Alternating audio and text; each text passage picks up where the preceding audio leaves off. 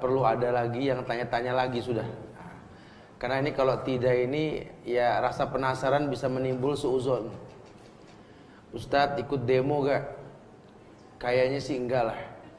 Berarti antum bukan Islam. Masya Allah ya. Saya bilang dari tadi pagi ini orang Islam di Indonesia terkesan kayak galak-galak gitu ya. Bahkan Ustadz memending jawaban pun bisa disuuzonin gitu lah. Jangan-jangan sudah nggak gemar lagi minum madu tapi hobi makan tawon yang begini gitu ya. Madunya nggak diminum, tawon yang dimakan jadi galak-galak. Iya. Sekali lagi demi Allah, saya Muhammad Subhan bin Umar Abu Bakar Bawazir mengatakan dengan tegas bahwa marah ketika melihat Quran ini dihina, ini sudah bisa menjadi bagian dari iman. Karena kalau kita nggak marah, kita nggak beriman. Agama dihina, Quran dihina oleh orang yang nggak paham Quran. Jujur, kejadian seperti ini sudah terjadi bukan hanya 2016. Sejak diutusnya manusia paling mulia di atas jagat raya ini, Muhammad bin Abdullah sallallahu alaihi wasallam, bahwa Quran sudah dihina sejak zaman Nabi. Dan itu bukan hal yang mengherankan. Kenapa? Karena yang menghina ini orang kafir yang nggak paham Quran. Lihatlah bagaimana sikap Nabi ketika Quran dihina. Ini Allah kabarkan dalam Quran di sekian banyak ayat. Sehingga berbeda firqah, berbeda manhaj, berbeda mazhab. Tapi satu pemahaman kita, walaqad kana lakum fi Rasulillahi uswatun hasanah. Telah ada suri toladan yang terbaik pada diri Rasulullah sallallahu alaihi wasallam. Maka kita sepakat tidak perlu contoh lain kecuali beliau. Sehingga ulama menyimpulkan bahwa semua telah beliau sampaikan. Bahkan sahabat menyaksikan, allamakum nabiyukum kulla syai' hatta al-khira'. Bukankah kalian umat Muhammad yang telah mengajarkan segala sesuatu, bahkan sampai cara buang hajat pun diajarkan? Betul. Cuma Islam agama yang mengajarkan kalau masuk WC kaki kiri baru kaki kanan, keluar kanan dulu baru kiri. Cuma Islam yang mengajarkan kita baca ta'awuz, a'udzubillahi minal khubsi wal khaba'is, keluar gufronaka. Cuma di Islam doang kita nggak boleh menghadap membelakangi kiblat ketika buang hajat, betul? Agama lain nggak ketemu. Kalau buang hajat diajarkan, apalagi bicara jihad. Ini fenomena di masyarakat sekarang, banyak orang mengatasnamakan jihad. Demonstrasi adalah jihad. Anda berlindung kepada Allah. Seandainya salah dalam pemahaman, tetapi sampai detik ini tidak pernah mendengar kalimat demonstrasi bagian dari kalimat Islam. Kenapa kita berbangga dengan istilah yang bukan istilah Islami? Kita nggak berbangga dengan bahasa nasihat untuk ulil amri. Sementara kalau sudah pakai bicara nasihat, tidak semua orang berhak untuk menasihati, kecuali orang yang berilmu. Manakala orang yang berilmu memberikan nasihat, tegaklah hukum. Allah bersumpah demi waktu, semua manusia rugi kecuali orang yang beriman. Siapa orang yang beriman? Wa tawassaw bil haq wa tawassaw bis sabr. Dialah orang yang memberikan nasihat dalam hal yang baik maupun hal kesabaran. Karena janji Allah, wa ja'alna minhum a'immatan yahduna bi amrina lamma sabaru. Allah akan janjikan kepada kita seorang pemimpin ketika kita bersabar. Lamma sabaru. Sehingga bagaimana membuat masyarakat ini tetap sabar? Membuat masyarakat ini tetap sabar, bukan malah membuat keanarkisan yang bertambah-tambah. Tidak, kita nggak pengen seperti itu demi Allah. Makanya kalaupun besok terjadi banyak orang demo mengatasnamakan jihad, demonstrasi karena turun ke jalan, saya menyikapinya adalah bukti bahwa marahnya rakyat. Nah, kalau sudah bicara marah, tidak ada hukum dalam hal ini.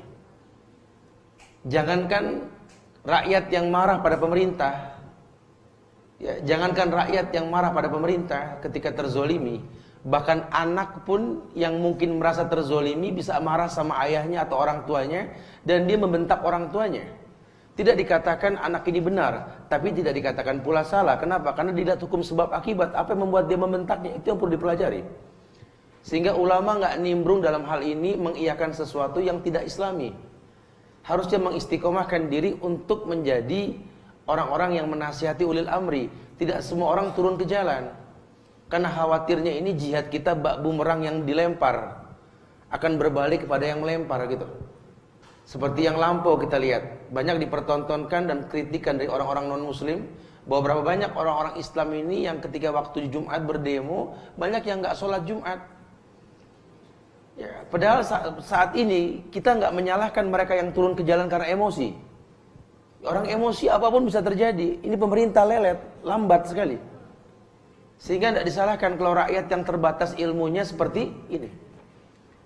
Jadi, tapi kalau di mata Islam, apapun keadaannya di mata Islam, apapun keadaannya, tidak akan pernah ada satu ulama pun yang sahih yang menerima kalimat demonstrasi bagian dari sebuah jihad. Lau kana khairan la sabaquna ilaih.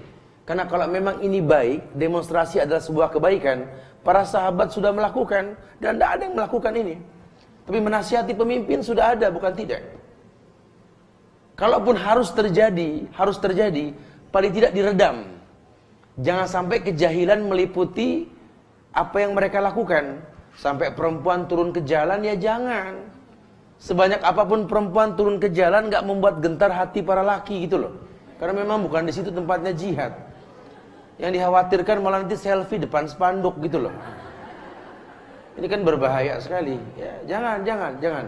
Tidak ada bahasa yang seperti itu. Jadi demi Allah, yuk mulai kita belajar bangga dengan apa yang di Islam. Karena Islam ajarkan semua. Bicara komplain sama kezoliman, ya Islam ajarkan, bukan tidak. Kezoliman terjadi zaman Rasul, kezoliman terjadi zaman sahabat, penindasan para sahabat, pembantaian para sahabat pernah terjadi, bukan tidak. Dan Islam agama yang mengajarkan kesempurnaan. Allah sendiri yang mengatakan al-yawma akmaltu lakum dinakum wa atmamtu 'alaikum ni'mati wa raditu lakumul Islam ad-dina. Sempurna sudah agama, dengan ayat ini sudah sempurna. Jadi kalau emang harus turun ke jalan menuju tempat untuk mengislah pemimpin, pemerintah dan lain sebagainya, kalau bisa orang yang berilmu. Atau kalau memang sudah terlanjur pada pengen turun, tolong berilmu. Jangan mempertontonkan hal yang sifatnya serampangan. Gitu ya. Karena tidak ada kebaikan dengan datang dengan cara yang diharamkan. Ya, jadi jangan pernah kita menghayalkan sesuatu yang baik datang dengan cara yang tidak baik. Tidak akan pernah datang sebuah kebaikan pun dengan cara yang Allah tidak ridhoi. Makanya bismillah. Apapun yang terjadi tanggal 4 nanti, saya hanya berwasiat buat diri saya dan antum sekalian, masyarakat dimanapun mendengar, berilmulah sebelum beramal, supaya tidak keanarkisan ini menimbulkan mudarat yang lebih besar. Wallahi, wa innallaha ta'ala la yunalu ma indahu illa bita'ah, ajmilu fit talab. Semua yang baik yang kita inginkan, yang bangsa ini inginkan, yang seluruh masyarakat muslim di negeri ini inginkan, adanya di sisi Allah. Dan semua yang di sisi Allah ini tidak mungkin datang dengan cara yang Allah murkai. Ajmilu fit talab. Ayo, perbagus cara meminta. Allah janjikan kemuliaan. Apa janji Allah? Wa ja'alna minhum a'immata yahduna bi amrina lamma sabaru. Istiqomah dalam kesabaran, stabilkan iman. Allah janji pemimpin mulia akan datang ke negeri ini. Sisanya jangan cuma menghilangkan asap, matikan apinya. Karena penyebab kezaliman terjadi ketika Rasulullah SAW kabarkan kepada kita. Respek dalam dada musuh kita hilang karena kita yang menghilangkan. Apa kata Rasulullah? Yusikul umam an tada'iyal aklatu ila qas'atiha. Wa min qillatin nahnu yawma idin ya Rasulullah, la bal yawma idin antum kathir. Walakinnakum gutha' ka gutha'i sayf. Wa la yanzi'anna Allah min suduri aduwikumul mahabbah minkum. Wala yakdhifanallahu fi qulubikumul wahn. Wa mal wahn ya Rasulullah? Hubbud dunya wa karahiyatul maut. Ini yang dikhawatirkan. Kalau cinta dunia sudah merebak di hati kita, kalau seorang guru sudah pengen dipandang pandai oleh muridnya, kalau seorang pahlawan pengen dipandang sebagai orang yang berjasa, kalau orang yang bersedekah sudah pengen dipandang sebagai dermawan, kalau orang yang menuntut ilmu pengen dibilang alim, orang yang baca Quran pengen dibilang qari, fantazir sa'ah, tunggu waktu kehancuran. Maka manage emosi kita esok hari. Lihat sababnya. Apa kata Rasulullah? Masanya sudah dekat. Dulu zaman Rasul belum terjadi, akan terjadi. Orang di luar kalian akan menggiring kalian seperti menggiring ke meja makan. Mudahnya orang Islam digiring ke meja makan. Satu orang bisa mewakili 100 orang. Lihat, satu orang kafir bisa bikin geger Indonesia, betul? Masya Allah. Terjadi. Nabi hanya menyimpulkan bahwa Allah ambil dari hati musuh kalian respect dari kalian. Sehingga adanya musuh membuat pelajaran buat kita. Oh iya, ternyata banyak orang Islam yang tidur selama ini. Dulu nggak ada yang ngehin tuh di Al-Maidah ada ayat 51, betul ya? Sekarang semuanya tahu ayat 51, betul lah. Dulu orang Islam nggak ada yang tahu tuh kalau namanya memilih pemimpin itu ada di Quran. Sekarang semua tahu, betul? Ini hikmah. Bukan berarti kita senang dengan ada orang yang seperti ini, kita nggak senang. Kita nggak pengen terulang. Makanya sebelum datang orang seperti ini Allah turunkan sama kita buat pelajaran. Yuk perdalam Quran. Hudan linnas wa bainati minal huda wal furqan. Ini Quran petunjuk buat manusia, pembeda antara yang hak dan yang batil. Makanya mudah-mudahan dengan hikmah ini yang terjadi, apapun yang terjadi, ya, demi Allah, orang Islam pintar mengistimbatkan hukum. Apa hukum yang disimpulkan? Bahwa dengan ada kejadian ini Allah pengen kita lebih dekat dengan Quran. Supaya nggak ada lagi kasus yang berikutnya. Karena fitnah ini akan terus bergulir. Ya, orang-orang yang menginjak Quran akan makin banyak. Buat kita buktikan jangan sampai ada orang kafir menghina Quran kembali insyaallah. Ya, jadi semoga Allah berikan kemuliaan buat bangsa ini, buat negeri ini. Nasihat kami hanya satu, berilmulah sebelum beramal. Sehingga kesabaran bisa stabil, datang kemuliaannya akan datang insyaallah, ya. Deh, setelah ini enggak ada yang bertanya lagi.